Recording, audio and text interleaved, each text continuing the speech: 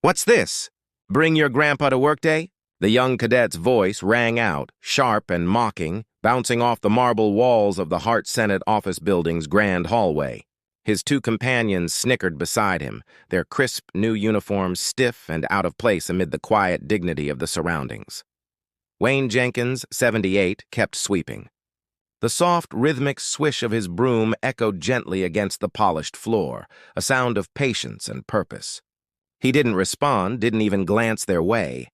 He'd heard voices like that before, cocky, untested, though never in a place this safe or comfortable. The ringleader, a cadet named Peterson, whose confidence outweighed his wisdom, stepped into the broom's path. "Hey," he said, his tone dripping with challenge. "I'm talking to you, old man." "You deaf?" Wayne stopped sweeping. He looked up slowly, meeting the young man's eyes with quiet steadiness. His hands remained firm on the wooden handle, calm, controlled, unshaken. They were just boys, young, proud, and swollen with the arrogance of untested confidence. Their new uniforms gave them a false sense of authority, masking their immaturity behind sharp creases and polished brass. To them, the bent old janitor was invisible, a relic from a forgotten era, not worth a second thought. They had no idea who they were really talking to. The tension began as a flicker of insolence, slowly taking root in the quiet marble corridor. Peterson, fueled by his friend's laughter and Wayne's calm silence, decided to push further. "You know you're supposed to show respect to the uniform." "Old man," he said, puffing his chest in imitation of command. "We're future officers. You should probably stand up straighter when you talk to us."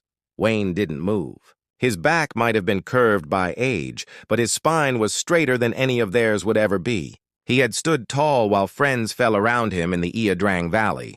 He had carried the weight of a nation's conflicted heart on his shoulders. He would not straighten for this boy. "I'm just doing my job, son," Wayne said quietly, his voice low and steady, trying to keep the place clean.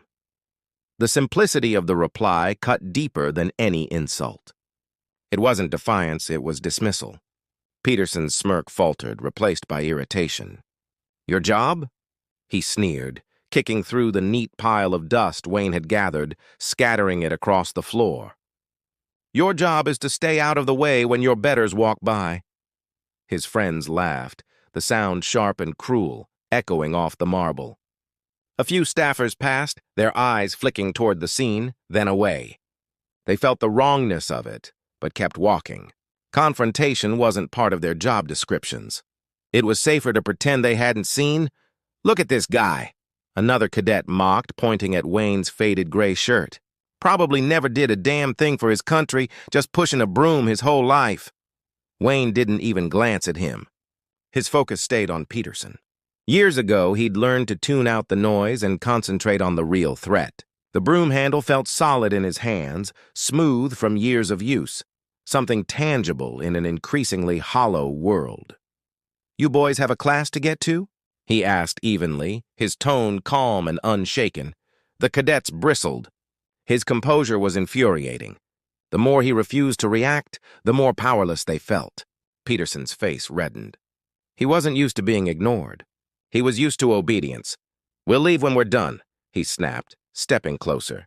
The air thickened with tension, cheap cologne, sweat, and bravado. "Maybe we should teach you a little respect." Wayne didn't move. His stillness became its own kind of power, a wall they couldn't penetrate. The boys were escalating, their words turning darker, their tone edged with threat. They were children in men's bodies, dangerous in their immaturity, and then something shifted. The polished marble faded, replaced by the dense, humid jungle of Vietnam. The harsh fluorescent lights became a blistering tropical sun. The cadets' taunts blurred into the rhythmic thwomp-thwomp of Huey blades overhead. Wayne's mind slipped for a heartbeat into the past. The smell of cordite, the mud of a landing zone, the sound of men shouting over the rotor wash. His eyes drifted to the small, worn pin on his shirt pocket, a silver star, its shine dulled by time. One of the cadets pointed at it mockingly. "What's that? Your perfect attendance badge?" But Wayne didn't hear him. He saw Sergeant Miller's face again, 19 and grinning as he pinned that very medal onto Wayne's fatigues. "For luck," Miller had said before they lifted off for Hill 937. "So you remember how to get back." The memory steadied him. The broom felt different now, heavier, like the rifle he'd once carried. He remembered exactly how to stand his ground. From a side corridor, a young legislative aide named Sarah had stopped mid-step, drawn by the raised voices. She recognized Wayne immediately, the kind janitor who always greeted people with a smile, who hummed old songs as he worked. Her instinct was to walk away like the others. She was just an intern. Confrontation could cost her dearly, but when Peterson kicked through Wayne's dust pile again, something snapped inside her. Her grandfather had been a veteran too, a quiet man like Wayne. The sight of those boys mocking someone like him filled her with a righteous anger. She backed into a nearby alcove, her heart pounding, and pulled out her phone. Scrolling through her contacts, she found the number she needed, the office of Colonel Marcus Thorne, one of the highest-ranking officers in the building. It was a long shot, but she pressed call. "Colonel Thorne's office," a crisp voice answered. "My name's Sarah," she whispered. "I'm an aide in Senator Bradley's office." "There's an emergency. Some cadets are harassing a janitor. His name's Wayne Jenkins." The silence on the other end stretched, then shifted. The voice sharpened. "Say the name again?" "Wayne Jenkins," she repeated. "Please, they're being awful to him. I think the colonel would want to know." There was a pause, then muffled words, urgent, commanding. The line came back alive. "The colonel is on his way." Upstairs, Colonel Marcus Thorne looked up from a satellite map spread across his desk. He had been reviewing troop movements along a volatile border when his aide entered. "Not now, Lieutenant," he said without looking up. "Sir," the aide interrupted, breathless. "It's about a man named Wayne Jenkins." Thorne froze. The name hit like a physical blow. "What about him?" "There's a situation in the main lobby. Some West Point cadets are harassing him." Thorne was out of his chair before she finished. The calculating strategist vanished, replaced by the soldier. "Get me General Casey's office," he ordered sharply. "Now, and send a security team to the main hall. No sirens. Move." The aide hesitated. "Sir, Code Eagle?" Thorne's eyes hardened. "You heard me. Code Eagle." The aide swallowed hard. That code hadn't been used in years. It was reserved for one kind of emergency, when a living legend, one of the nation's most decorated heroes, was in trouble, and Wayne Jenkins was exactly that. In his office, Colonel Marcus Thorne, a man who had commanded thousands, briefed presidents, and shaped military history, moved with the focused energy of a predator, all for one man, a janitor in the Senate lobby. Downstairs, Cadet Peterson believed he had won. To him, the old man's silence was surrender. He mistook patience for weakness. Time to finish the game, he thought. "Insubordination is a serious offense," Peterson said, his tone dripping with mock authority, "even for a civilian. We could have you fired. Or better yet," he leaned closer, lowering his voice to a cruel whisper, "we could recommend you for a psychological evaluation. Confused, belligerent, unstable. Who do you think they'll believe, you or us?" The other cadets exchanged uneasy glances. What had begun as a childish prank was now something darker. Peterson's words carried a malice that made them shift uncomfortably. This wasn't a game anymore. It was cruelty for its own sake. Wayne Jenkins finally broke eye contact, his gaze sweeping the length of the marble hall. He wasn't looking for help. He was assessing. Old instincts kicked in. He noted exits, angles, lines of sight. He'd done this before, in jungles half a world away under far deadlier pressure. He wasn't afraid of three boys pretending to be men. Then it happened. No alarms, no shouting. Just a sudden change in the air, a sound, the crisp, deliberate click of dress shoes on marble. The cadence was calm but unstoppable. The sound of authority on the move. Heads turned. Conversations halted. The air seemed to thin. The three cadets straightened instinctively, their laughter dying in their throats. Colonel Thorne approached, uniform immaculate, chest heavy with ribbons and medals that gleamed under the hall's light. Two security officers followed, but they were unnecessary. His presence alone silenced the room. His eyes, cold, piercing, merciless, locked on the scene ahead. The cadets snapped to attention, their earlier bravado evaporating. The power dynamic flipped in an instant. The colonel stopped a few feet away, his boots clicking sharply on the polished floor. He didn't even glance at the cadets. His gaze was fixed entirely on the janitor. The silence was absolute. From an alcove nearby, Sarah, the aide who had made the call, watched with her hand over her mouth, her heart hammering. Then, in a voice that wasn't loud but carried the weight of command honed over decades, Colonel Thorne spoke a single word. Airborne.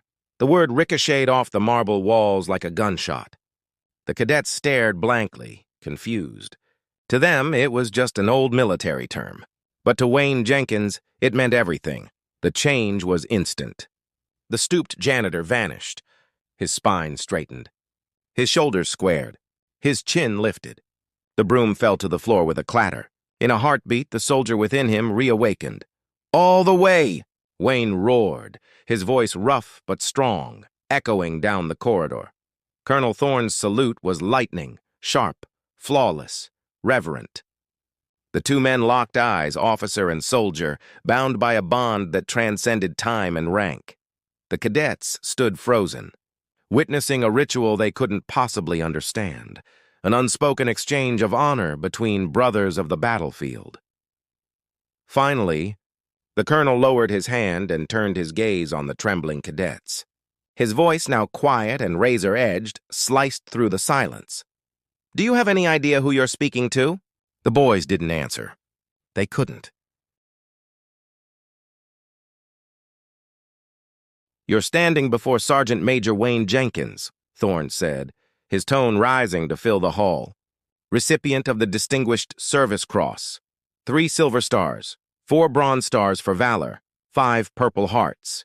Each word hit like a hammer. Gasps rippled through the gathered staffers. "This man led the charge at Hamburger Hill after his entire command staff was killed," the colonel continued, his voice shaking with fury. He held the line for 72 hours alone, against an entire enemy battalion. He refused a battlefield commission 4 times, saying he belonged with his men. He is not a janitor. He is a legend. And you... Thorne's glare hardened. "You dared to insult him on the floor of the United States Senate." Silence. The cadets looked as though the ground might swallow them whole. "Names," Thorne ordered. They stammered them out, pale and trembling. "You will report to my office at 600 tomorrow in full-dress uniform. You will spend 6 months studying every after-action report from Sergeant Major Jenkins's unit. You will each write a 100-page paper on the meaning of honor, courage, and respect. And you will thank God if I don't drum you out of the academy entirely. You disgrace the uniform you wear." He turned away from them, dismissing them with the sharpness of a salute withheld. When he faced Wayne again, his entire demeanor softened. "Sergeant Major," he said quietly with deep respect, "it's an honor, sir." Wayne relaxed from his rigid stance. A faint, tired smile touched his lips. He looked at the 3 boys, now humbled and shaking, and a trace of pity entered his eyes. "They're just kids, Colonel," he said gently. "Full of fire. They just need aiming in the right direction." He bent down and picked up his broom, running a calloused hand along the handle. "A man's worth isn't in the medals he wears or the rank on his collar," he said, his voice steady. "It's in doing your job, and doing it right, whatever it is." He looked at the broom. "This is my job now, and I aim to do it right." His words, simple and unembellished, carried more weight than any speech could. It was grace, earned through a lifetime of pain, duty, and endurance.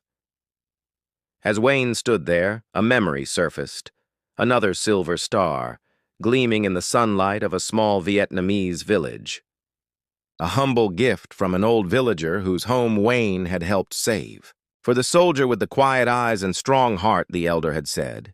It wasn't an official medal, just a symbol of what truly mattered, protecting those who couldn't protect themselves. That same duty still lived in him, broom in hand.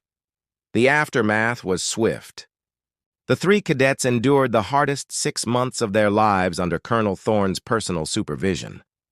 They weren't expelled, but they were transformed. Their arrogance stripped away, replaced with humility and an understanding of the legacy they carried. The incident led to a new West Point program, Legacy of Valor, a course dedicated to the stories of enlisted heroes. The very first chapter bore the name Sergeant Major Wayne Jenkins. When the Senate administration issued a formal apology, Wayne simply nodded and used the letter to wipe up a spilled cup of coffee. The floors still needed cleaning. A year later, a newly commissioned lieutenant walked through that same hall. He saw the old janitor sweeping and stopped. It was Peterson. He didn't say a word, just raised his hand in a perfect salute. Wayne paused, met his eyes, and gave a small nod. The lesson had taken root. The fire had been aimed true. If this story of quiet heroism moved you, like and share it. Subscribe to Veterans Valor for more stories honoring the heroes who walk among us.